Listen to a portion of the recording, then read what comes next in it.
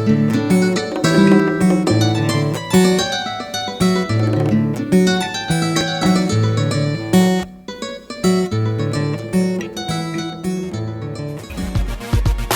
and welcome to this week's episode of Sights and Sounds.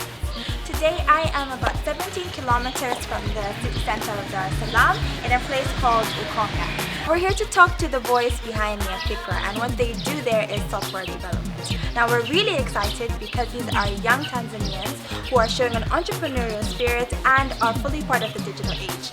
Not something we normally associate with Tanzania, unfortunately. So we're very excited to talk to them, to find out how they started, their background, and also talk to their families a little bit in seeing what shaped their minds.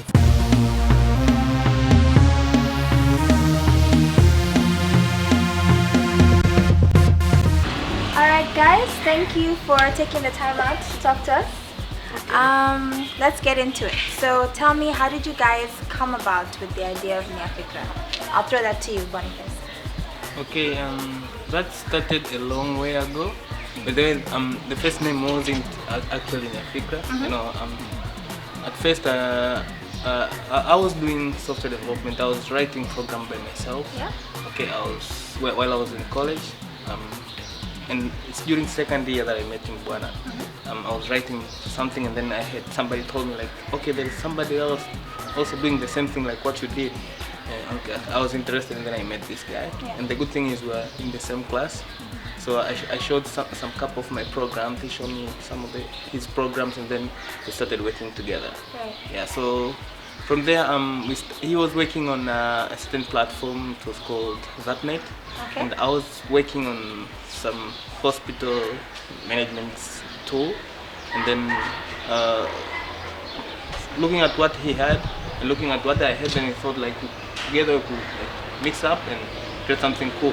So we started working on a certain product that we called, it was a hospital management system. Yeah. It was Startnet, and I have something of hospital, and then we created a product of which we won an innovation award. It was 2010, I think.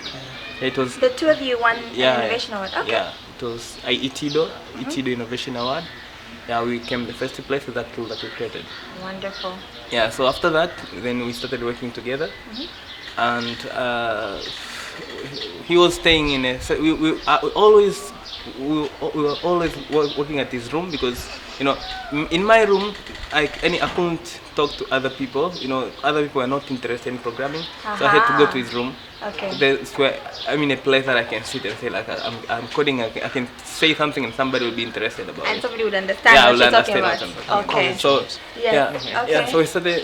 He was staying in a room was called. It was in Hall 4, University of Dar es Salaam, and the room was 1010. And then we started like I'm going to 1010, and then we started like, okay, why don't we call ourselves like 1010 group, something like that. It was actually 1010 Solutions. Yeah, so Okay. we come up with a name like 1010 Solution, and even when we went for that award, we went like a 1010 Solution, group or something like that, and then we won that award. And after some times, we continue working together, and then he was working at party time at ITIDO. Okay. I was working with UCC, University Computing Center, Okay. while I was in school during my third year and fourth year. Yeah, I was first I was in an internship program, and we were working in this framework called Chisimba. It's a South African framework for PHP. Okay. Yes, I was learning some stuff, and I was contributing. So we are like in the internship, where like being shared and understand actually to develop and code. In the production environment, Right. So that when we go out, we can actually be cool software developers. Yes. So he was working on a certain project for Ocean Road, and then one day he called me and told me, hey, why don't you join? And I couldn't join at first while I was in school, so I continued working there, and I was working at UCC. And after I finished my school, so we started working together at ITIDO. Okay. Yes, and after I worked at ITIDO for almost a year, it's when we go out and started our own thing. And when we go out, while we were at ITIDO, we started, trying to come up with another name. Why didn't you want 1010 anymore? I wanted something African. You wanted something African? Yeah, something that could Okay. sound African. 1010 is so out there. Okay. Yeah, so that's Yeah. why we came with that. The first thing is we started making like we want it to be different. You know, in order to stand out, you have to be different. Right. There are a lot of other software development companies in Tanzania, but you have to come different. And then, so, okay, we love open source products. Okay. And then we like product. At first I used to love Fedora. He used to love Ubuntu.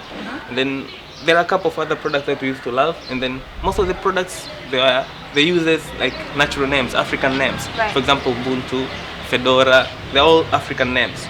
So we thought like if we wanna be different, okay, instead of calling ourselves 1010 Solution or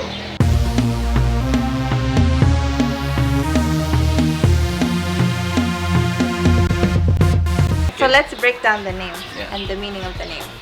Niafikra. You know, sometimes it sounds like I'm saying niafikra, but it's not. But that was one of the tricks when we were designing the name, so that you could say niafikra, niafikra. It wouldn't really matter. It's the tongue thing. Okay, but the spelling matters. Spelling matters, yeah, somehow. Okay, so break it down. Niafikra is made of two words, nia and fikra. Nia is Swahili word for will, which means like strong desire to do something. Right. And fikra actually means thought. So when you say niafikra, it means will to think. Right. But then again, it's a tricky word because when you say near, when you pronounce near as an English word, it sounds like near as in close. And then fikra actually means thought. So when you join them together, it's like near fikra, it sounds like closer to thought.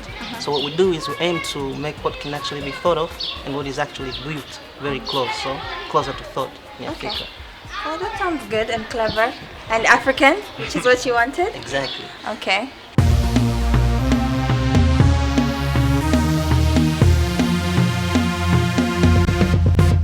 I mean, for the first year after I finalized with our university of education, Right. and then started working. And while we were working, we always like wanted to go out and do something by ourselves. From the first day that we went to work at that place. Okay. And so we said like, in order to go out there, at first, you know, we need money. So we thought like, okay, let's save a bit so that when we go there, we know that at first it will be tough, so that we can actually help ourselves, which didn't turn out well. Yeah. And then we thought like we should come up with, strategies. We should have strategies. We should exactly know what we're going to do. So our aim is to make a point. That's in short is to make a point. Okay. Like if an African company from a country called Tanzania. Okay. Third world country. Okay.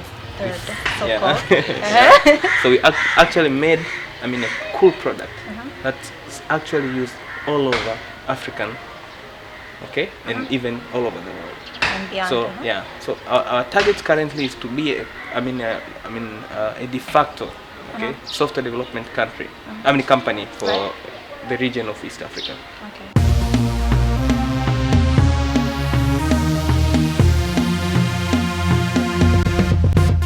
So tell us, where did you get your startup capital? Or how? What was that journey like? Okay. So remember we were both working. Yeah. So we had saved a little amount of money, which we thought would actually last us until we make the big money. Yeah. But it actually didn't happen. And so you got back to the 3 Fs: family and friends. Okay. And so you don't even want to ask my mom how much money she used to owe me back then. My mom and my brother. So I would always go back to family, friends. So I'll go to my brother and ask, hey, can you boost us in X and Y? Sometimes I promise I can give you shares in the future. When we're really big. Yeah. But then I just always brush him off when he asks me about that. About the shares. That's why I'll pay you back soon. So that's how we got started the capital. I'm sure he's keeping his eye on you. I know. So now tell me, what is a typical day for you guys? Okay. That's kind of difficult because sometimes the days differ, but normally you'll wake up, okay, and then you go. The first thing I always do is open my computer, and first thing I do is read my mails. Right. Okay. Because we have tools online, some of the products online, and then whenever like a client faces a problem, we write an email to us. So the first thing is we reply to all the email that I've received. Okay. And then after that I'll start working, and I'll work for 2 hours mostly, and then I'll call Mbwana, and then we discuss about something. we have to think from what we had yesterday, Yeah. so that I can know exactly what I'm going to work on this day. Yeah. And we actually. By thinking, you mean meeting up physically? No, we don't meet up. We always meet up physically almost 3 times a week. Okay. And during that 3 times a week, the whole team meet up together, and then we always meet either at our places or at Kino. Okay. But mostly at Kino. Okay. And then that's where we have our meetings and then discuss and distribute tasks. Okay. And the task may be of 1 day or 2 days, so that's why we meet 3 times a week. So you have enough time to actually Yeah. do the things Do and the then things, meet yeah. back and Meet talk back about and- feedback. Yeah, and actually, the way we work, we don't actually need to be together because we use some tools online so that you can just work here and somebody work there and everything goes Push fine. and you collaborate. Yeah, and we collaborate, and whenever anything is wrong, you just receive a mail. Okay. That's how we work. So when you say the team, who is the team? Who else besides you guys? We have currently we have 2 other developers, and then we also have a volunteer actually. 2 We have volunteers. 2 volunteers. Cool. We just volunteer to work for us for free. Of course, they're learning something. Yeah. And then we're currently trying to recruit some marketing people Yeah. at the moment. Okay. Yeah, so the team is that about 7 people. Yeah. Aha. All under your direction. Yeah.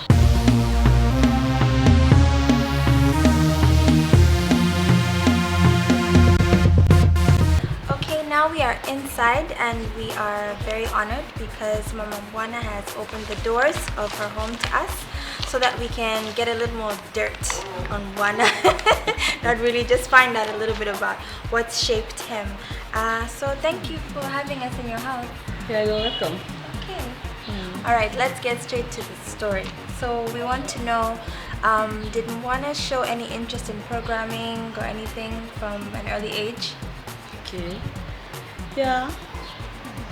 Well, since when he was in standard 3, 4, 5, he was playing with, he was so busy with the things related to mechanics, like destroying my radios, opening and trying to put it back, and then he fails after some time. The thing is not working. Why? What is wrong with this? And then, in fact, he came to open up when he was in secondary school that, Mom, you know, your radios, when you were complaining that my radio, these China people, they are so, I mean, how comes you buy the radio within a month it's no longer working? He said, I was the one who was opening them, but when I tried to fix them back, I failed. So that was the reason. In fact, it was not because of the China people. So he finally confessed years later. Yeah, he came to confess when he was in secondary school. Honestly. Yeah.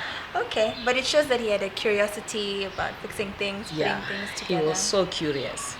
Okay, so by now, well, to me, I find it interesting that he shares the same name as his grandfather, Yes, he who shares was the a same. mechanical engineer. Engineer, yeah. So I don't know. That's something that intrigues me. It seems that something has been passed down somehow.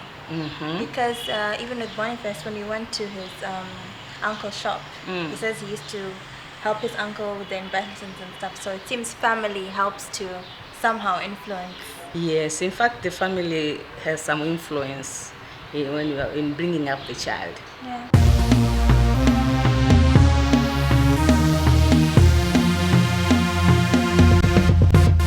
He got a scholarship